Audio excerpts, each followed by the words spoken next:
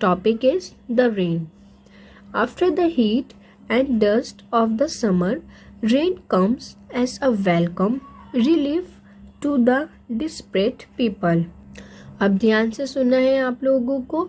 Summer की heat के बाद मीन्स की जो तपिश गर्मी होती है, और समर की डस्ट के बाद क्या आती है? रेन आती है। काफ़ी गर्मी के बाद, तपिश वाली गर्मी के बाद क्या आती है? बारिश आती है। लोग इसका वेलकम करते हैं और लोगों को राहत मिलती है कि अब हमें गर्मी से छुटकारा मिला। Desperate people. डिस्परेट मतलब हैरान, परेशान।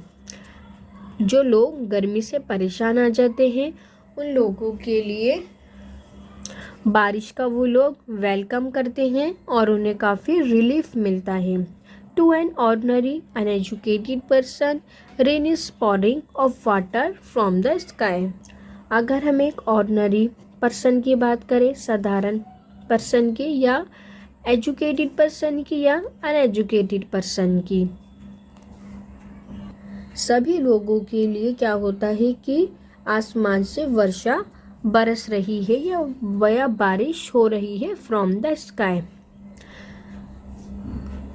अगर हम किसी बड़े व्यक्ति से पूछें तो वो बोलेगा कि आसमान में से, स्काई में से बारिश हो रही है। और वही क्वेश्चन हम एक बच्चे से पूछें, if you ask a child he would say that there is an elephant in the sky which throw water out of his trunk. तो एक बच्चा कहेगा, ध्यान से सुनना है आप लोगों को, कि आसमान में एक हाथी है जो अपने सूंड से पानी निकालता है। ऐसा किसका कहना होगा? एक बच्चे का कहना होगा। याद रखना है आप लोगों को। A very religious pandit would put it as the outcome of the yajna and sacrifice perform by the rishis. अगर हम एक पंडित से पूछेंगे तो वो कहेगा कि ऋषि द्वारा ये किया गया, या ये ऋषियों के द्वारा किया गया एक यज्ञ एक रिजल्ट है, और उनके ये बलिदान का रिजल्ट हमें देखने को मिल रहा है। याद रखना है। अगर यही क्वेश्चन हम सेम क्वेश्चन किससे पूछेंगे? पंडित से पूछेंगे, तो वो क्या कहेगा कि ये ऋषियों का रिजल्ट है, ये ऋषियों के बलिदान का परिणाम है जो हमें मिल रहा है एक फल स्वरूप। यही क्वेश्चन अगर हम एक साइंटिस्ट से पूछेंगे, a scientist will explain it as evaporation of water from seas and rivers from clouds and then cooling and coming down in the form of rain. अगर ये क्वेश्चन साइंटिस्ट से पूछा जाएगा तो वो कहेगा कि ये सी और रिवर्स का पानी है जो इवेपोरेट हो गया है, इवेपोरेट की फॉर्म के अंदर ऊपर जाएगा, बादल बनेगा और फिर ठंडा होगा, और फिर ठंडे होने के साथ साथ ये बारिश की फॉर्म में, रेन की फॉर्म में ये नीचे आएगा। अगर यही क्वेश्चन हमें किससे पूछे? साइंटिस्ट से पूछे, तो वो बोलेगा कि ये इवेपोरेट है, ये सीज और रिवर से मिलकर के बना है, जो पहले बादल बनेगा, फिर ठंडा होगा, फिर ठंडा होने के बाद ये रेन की फॉर्म के अंदर नीचे आ गिरेगा। Rain is a miracle of nature, but it is miracle so common that it has become अनमिरेशियस।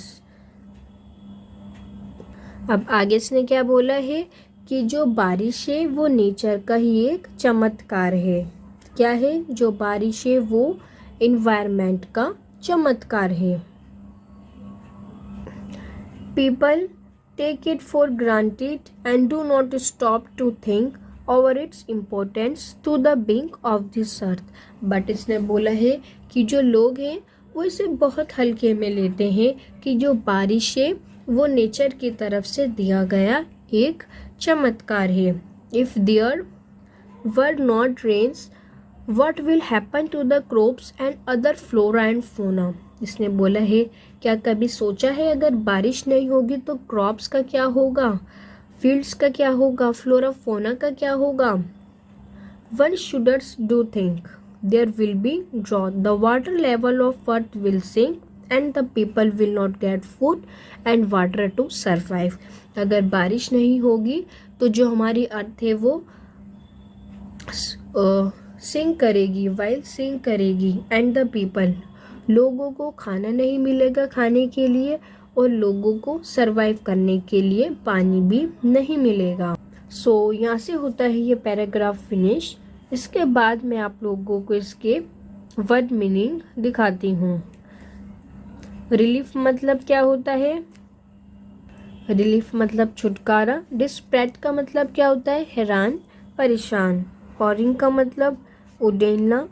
Outcome का मतलब परिणाम या रिजल्ट। सेक्रीफाई बलिदान। इवेपोरेशन वाष्पीकरण। मायरेकल चमत्कार। फ्लोरा एंड फोना पशु और पौधे। शड्र का मतलब थर थर कांपना। ड्रॉथ का मतलब